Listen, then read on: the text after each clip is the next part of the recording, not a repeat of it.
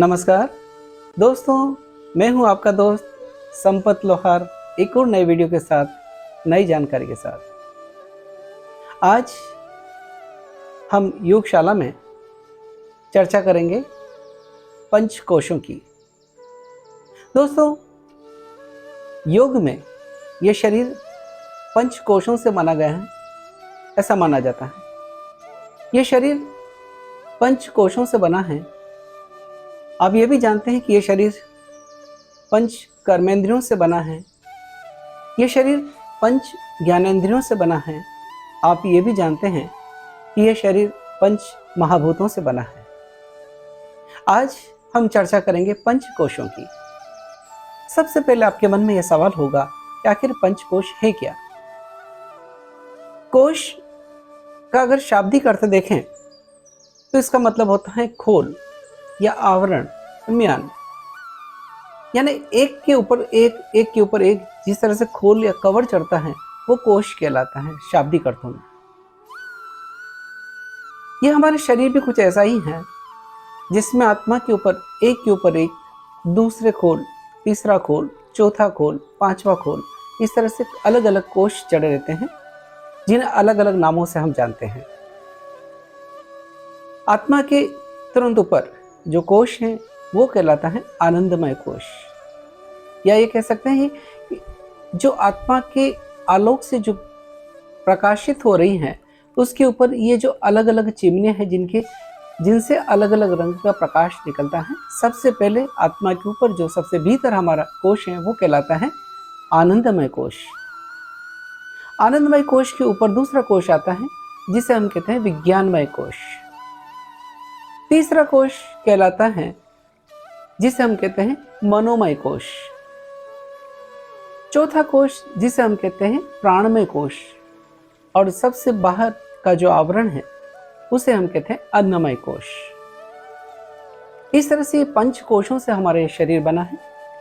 अगर समझने के लिए हम ये देखें कि जो शरीर हमको बाहर से दिखाई दे रहा है, विपरीत दिशा में चले हैं, बाहर से अंदर की तरफ अगर हम बात करें कोशों की, तो सबसे पहले जो बाहरी कोश है वो कहलाता है अन्नमय कोश। फिर उसके भीतर उतरेंगे तो प्राणमय कोश, फिर उसके भीतर मनोमय कोश, फिर उससे भीतर विज्ञानमय कोश, और फिर आखिर में जिसे हम कहते हैं आनंदमय कोश। आज हम इन कोशों के बारे में आपको संक्षिप्त में परिचय देने का प्रयास करेंगे और यह भी बताने की कोशिश करेंगे इन कोशों को कैसे हम विकसित कर सकते हैं। कोश का महत्व क्या है? सबसे पहले कोश की बात करते हैं हम। आइए अन्नमय कोश के बारे में।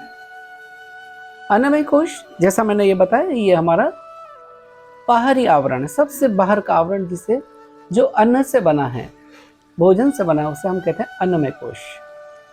अन्नमय कोश पंच महाभूतों से हमारे शरीर बना है। ये पंच महाभूतों से बना अन्नमय कोश है जिसमें पृथ्वी, अग्नि, वायु, आकाश और जल, ये पंच तत्वों से, पंच महाभूतों से हमारा शरीर बना है। तो हमारा अन्नमय कोश भी इन पंच महाभूतों से बना है जिसे हम कहते हैं अन्नमय कोश। यह हमारे शरीर का एक स्थूल भाग है जो आपको बाहर से दिखाई देता है।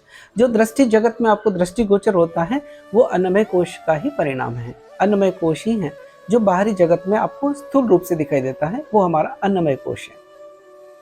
अन्नमय कोश के विकास के लिए जरूरी है, जैसे इसके नाम से स्पष्ट है, अन्नमय कोश। जो अन्न से बना हुआ है वो कोश अन्नमय कोश। अन्न के द्वारा इस कोश को हम विकसित कर सकते हैं। हमारा जो भोजन है उसे हमारा अन्नमय कोश विकसित होता है। हमारा भोजन कैसा हो वो हमारे आयुर्वेद में, हमारे शास्त्रों में बताया गया है। इसके बारे में हम फिर कभी आपसे चर्चा करेंगे।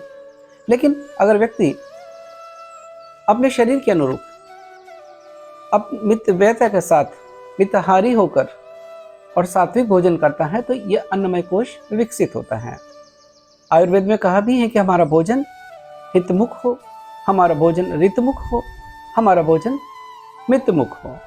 जितनी जरूरत हो उतना खाएं, सात्विक खाएं, मिताहार रहें, तो हमारे अन्नमय कोश विकसित होता है। अन्नमय कोश, जैसा मैंने बताया, शरीर का बाहरी आवरण है। तो इसको विकसित करने के लिए अगर हम आसन व्यायाम का अभ्यास करें तो भी यह कोश विकसित होता है। इसके भीतर एक दूसरा कोश आता है जिसे हम कहते हैं प्राणमय कोश। जब स्थूलता में जब चेतनता का जुड़ाव होता है वो होता है प्राणमय कोश के माध्यम से, प्राणों के माध्यम से। यह शरीर हमारा पंच प्राणों से मिलकर बना है। आप सभी जानते हैं हमारे शरीर में जो प्राणवायु हैं वो स्थान के हिसाब से जो श्वास प्रश्वास हम लेते हैं, जो प्राणवायु हैं, जो प्राण हैं, वो 5 तरह के गिने गए हैं, 5 तरह के माने गए हैं। वो श्वास जो हमारे कंठ से ऊपर जाती हैं उसे हम उदान वायु कहते हैं, जो कंठ से लेकर हृदय तक जाती है उसे प्राणवायु, और उसके नीचे हृदय से लेकर नाभि तक जो प्राणवायु जाती है उसे समान वायु, उससे नीचे जो प्राणवायु होती है उसे हम कहते हैं उदान अपान वायु, और बीच इन सबको संचरण करने वाली जिसे हम कहते हैं व्यान। इस तरह से ये पंच प्राणों से हमारा शरीर बना है। तो ये पंच प्राण और 5 कर्मेंद्रियां जब मिल जाती हैं तो ये बनता है प्राणमय कोश, जो हमारे स्थूल शरीर को चेतनता प्रदान करता है। प्राणों से ही हमारे शरीर में चेतनता आती है, प्राणों से ही हमारे भीतर एक शक्ति का संचार होता है। ये है प्राणमय कोश। ये प्राणमय कोश को अगर हमको विकसित करना है तो ज़रूरत है कि हम प्राणायाम का अभ्यास करें। प्राणायाम के अभ्यास के माध्यम से हम अपने शरीर में विरचित इन प्राणों को ठीक तरह से आयामित कर सकते हैं, ठीक तरह से नियमित कर सकते हैं। प्राणवायु का संचार हमारे भीतर बढ़ सकता है तो हमारे भीतर एक दिव्य चेतना का अनुभव होता है। तो प्राणमय कोश के जागरण के लिए ज़रूरी है कि हम प्राणायाम जैसे अभ्यास करें, यम नियमों का पालन करें, तो हमारे जीवन में प्राणमय कोश का हम और विकास कर सकते हैं। तीसरा कोश जो प्राणमय कोश के भीतर आता है, जब व्यक्ति की स्थूलता से चेतनता का आभास होता है तो उसके मन के भीतर भी कुछ विचारों का स्पंदन होता है। तो एक तीसरा कोश और विकसित होता है, या तीसरा कोश और आता है, तीसरा आवरण और आता है, जिसे हम कहते हैं मनोमय कोश। मन हमारे विचारों को, हमारे भावों को, सोच को दर्शाता है। तो मनोमय कोश बना है हमारे मन और उसके साथ में 5 ज्ञानेंद्रियां। 5 ज्ञानेंद्रियां और 5 ज्ञानेंद्रियों के साथ में मन का जब संयोग होता है तो एक जो कोश या आवरण बनता है वो कहलाता है मनोमय कोश। मनोमय कोश ये वर्तमान के क्रिया संकल्पों का प्रतिमान है। मनोमय कोश हमारे मन के भावों पर निर्भर करता है, जिसमें हमारी सोच, हमारे विचार उसके ऊपर निर्भर करता है। तो मनोमय कोश के विकास के लिए ज़रूरी है कि हम अपने मन को संयमित करें। मन पर निग्रह, मन पर विग्रह, मन पर नियंत्रण, और वो आता है जब हम संयम का जीवन पालन करें, जब हम सत्संग का साथ करें, जब हमारा स्वाध्याय उत्तम पुस्तकों की ओर हो, जब हम अच्छी संगत, अच्छे सोच, अच्छे विचार के साथ रहेंगे तो हमारा मनोमय कोश जागृत होता है। तो ये तीसरा कोश हमने बताया आपको, मनोमय कोश। मनोमय कोश के भीतर एक और चौथा कोश, चौथा आवरण जो कहलाता है विज्ञानमय कोश। विज्ञानमय कोश इसके नाम से स्पष्ट है, ज्ञान का संचार होता है। मनुष्य के भीतर अतीत का ज्ञान संग्रहित रहता है।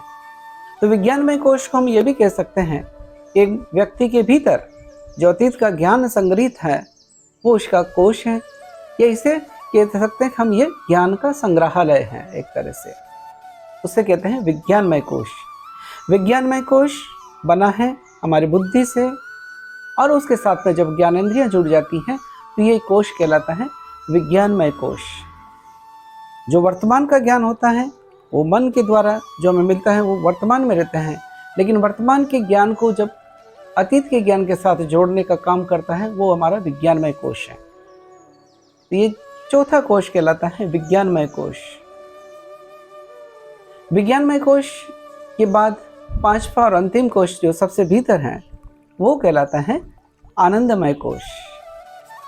आनंदमयी ब्रह्म, आनंद ही ब्रह्म है। ये हमारे आत्मा के ऊपर का सबसे पहला कोश, पहली चिमनी, जिसे हम कहते हैं आनंदमय कोश, जो आत्मा और परमात्मा के साथ में एकाकार जहाँ हो जाता है वो आनंदमय कोश, इसे हम हिरण्यमय कोश भी कहते हैं, जिसे हम भीतर का कोश जो हिरण्यमय कोश, आनंदमय कोश जो जहाँ पर सत्य चित्त आत्मा का वास होता है, उसके साथ जब व्यक्ति जुड़ जाता है तो वो परम आनंद की अनुभूति में आ जाता है, इसलिए उसे आनंदमय कोश कहते हैं। जब व्यक्ति को परम आनंद की अनुभूति होने लग जाए, जब व्यक्ति स्वयं के साथ ईश्वर को एकाकार कर ले, ईश्वर के साथ स्वयं को एकाकार कर ले, जब उसके मन के सारे संशय, मन के सारे विकार जब दूर हो जाते हैं तो आनंदमय स्थिति उत्पन्न होती है, वो हमारा आनंदमय कोश है। इस तरह से पांचवा कोश हमारा कहलाता है वो आनंदमय कोश है। दोस्तों, ये जो पंच कोशों का जो परिचय हमने दिया है, ये हम योग में जिसे कहते हैं शरीर का जो पंच कोशों से बना है, तैत्तरीय उपनिषद में भी इसका वर्णन मिलता है कि आखिर पांच कोश कौन कौन से हैं। इन पंच कोशों के जागरण से व्यक्ति का एक संपूर्ण विकास बन सकता है, होता है। जैसे जैसे हम इन कोशों पर विकसित करने का ध्यान देते हैं तो हमारे भीतर एक नया व्यक्तित्व का निखार आता है। अन्नमय कोश का जब हम ध्यान देते हैं, उसको विकसित करते हैं, तो हमारा शरीर शौष्ठ बढ़ता है, स्वस्थता बढ़ती है। और जब हम विचारों के साथ मन को जोड़ते हैं, मनोमय कोश विकसित होता है। ज्ञान के साथ जब हम विज्ञान को जोड़ते हैं, अतीत के ज्ञान को जोड़ते हैं, तो हमारा विज्ञानमय कोश विकसित होता है।